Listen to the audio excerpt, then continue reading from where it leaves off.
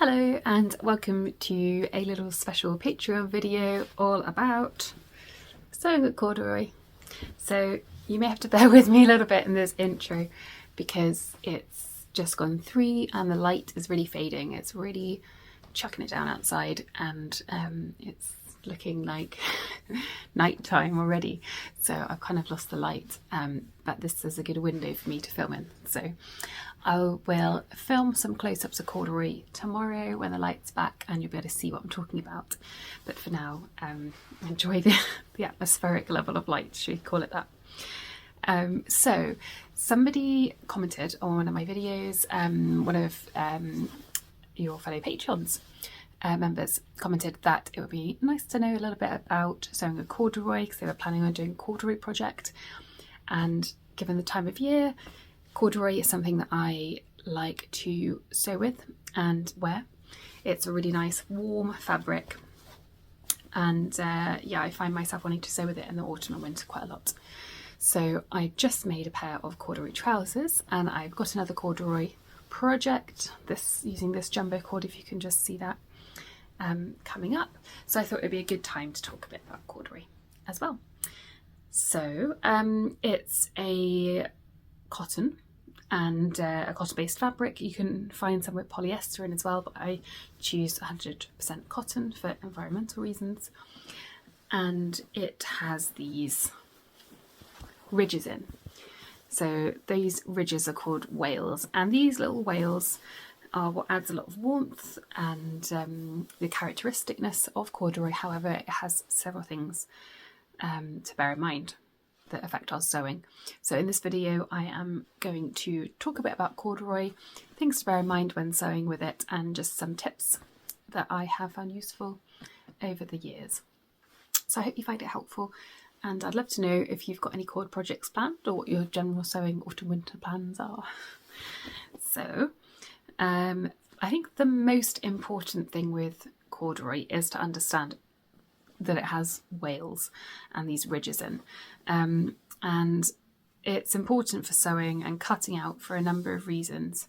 So just like velvet, corduroy, cotton corduroy, has a nap, which, when I say nap, I mean the direction of the fibres, the little sort of velvety, almost like little bits of fibre that make up these ridges. They have a direction that they're pointing. They're pointing, depending on how you're holding your fabric, either up or down. That you can also feel if you run your hand over corduroy. One way it feels, that's the rough way for me, and then the other way feels very smooth. So like little hairs that are pointing in one direction or the other. And this is important because the direction that these fibres point reflect light differently.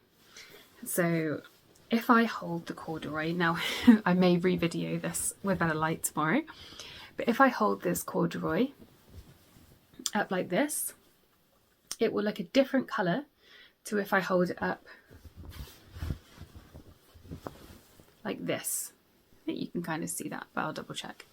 One way will basically look a lot darker than the other.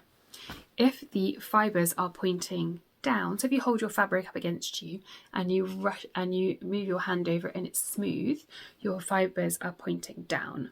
That will make it a lot sort of a shinier and lighter looking fabric. It'll have a lot more sheen. If it's rough when you move your hands down, it means the fibres are pointing up and it will look a little bit darker and have a little less sheen. It's up to you which you prefer. I think fashion over the centuries and decades has gone in between those two. I personally prefer it to have less sheen. I like them to have a more like workwear cozy look than something that's quite like smart, I guess. So I always go for my fibres, the nap pointing up, so the rougher side as I run my hand down it.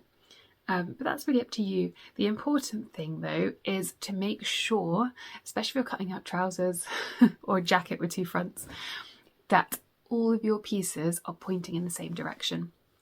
It seems obvious, but the first time I cut out a pair of cord jeans, maybe 6 or 7 years ago, I cut one leg, trying to be economical with fabric. I cut one leg pointing with a nap up and one leg with the nap pointing down, and they look like two-tone trousers.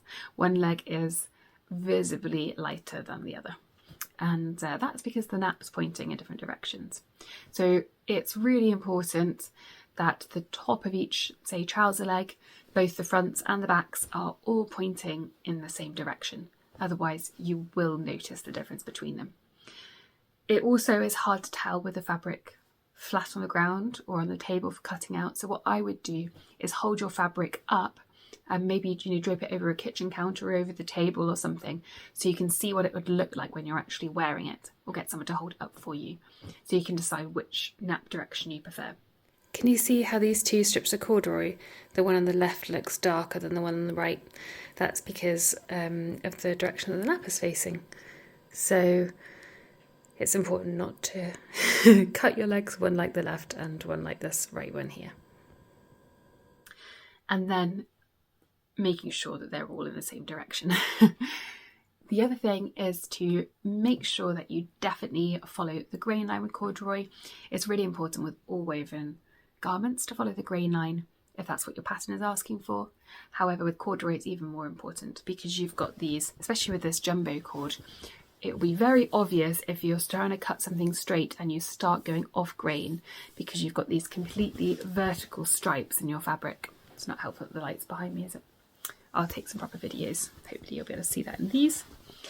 And yeah, so in one way it can help you because you can help double check that you're on the grain line by checking it with the wales of the cord.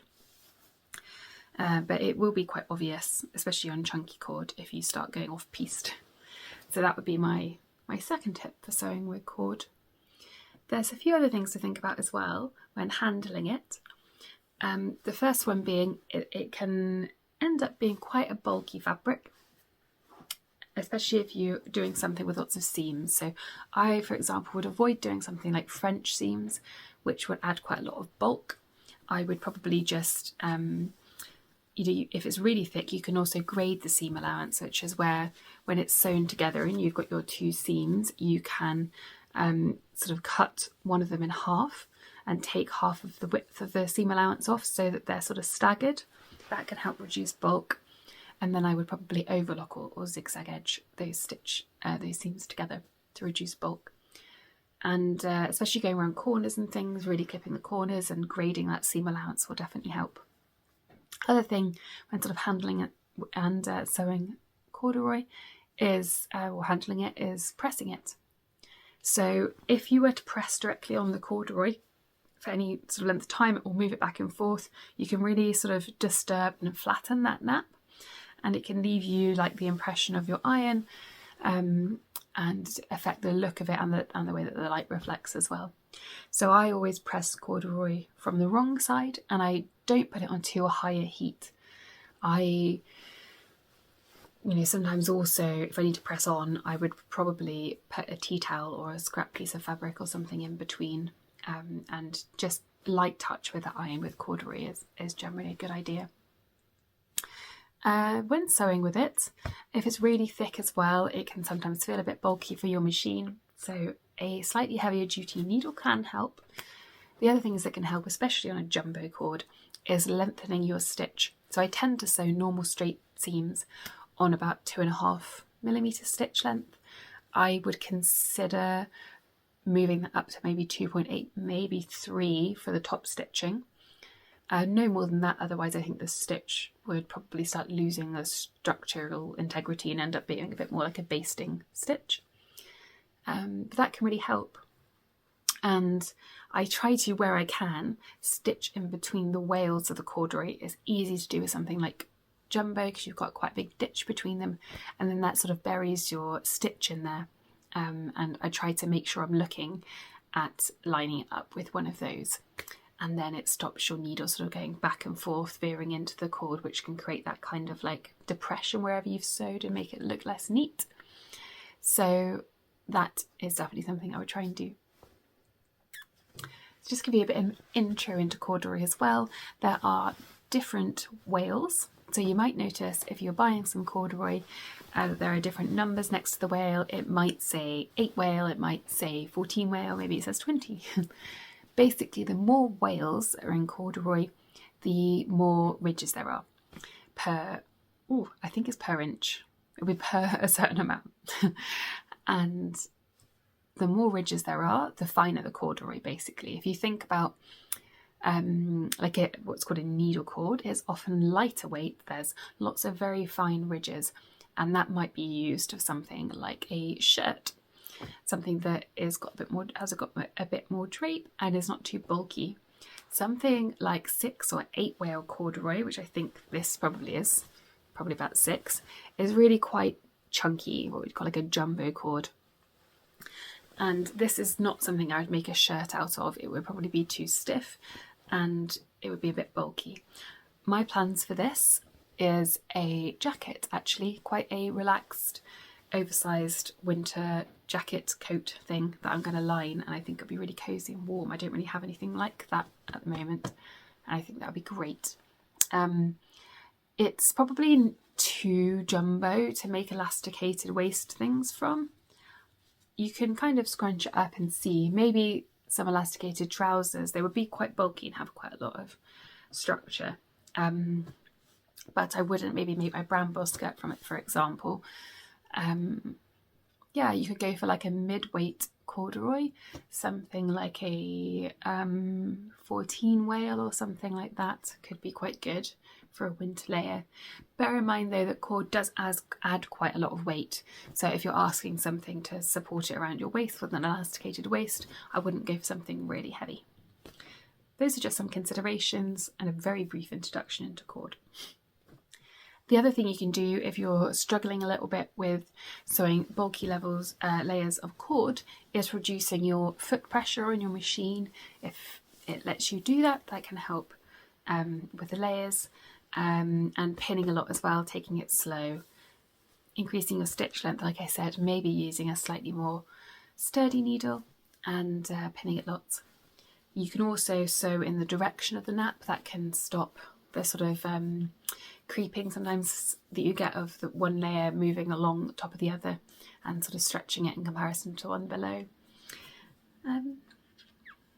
Those are probably my top tips for corduroy. So to summarise, it would be making sure you understand what the whale is and the nap, which direction is which, cutting everything out in the same direction, and deciding, yes, whether you want the sheen side or the darker side of the corduroy to show or to be obvious, and maybe increasing your stitch length, maybe lowering your foot pressure, maybe popping in a slightly heavier weight needle, pinning lots, and there was definitely one more thing. What was it? Oh yeah, with the pressing, being careful not to press directly on top of the right side of the corduroy. So I hope that's helpful. And I hope you have some fun sewing with corduroy.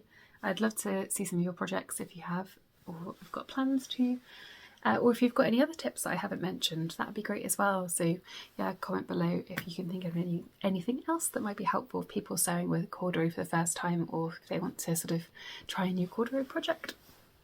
I'll share this jacket when I'm done with it. When I finish making it, probably in a couple of weeks. I'm thinking about lining it with something cozy, and I've got in my head that I'd quite like to try making some wooden buttons, because I bought some handmade ones for my Pelica vest, and I got it in my head that I'd quite like to make some for this jacket. So the garden that I work in has got a few different choices of wood, and I might have a bit of a go at that, so maybe I'll share that soon with the buttons.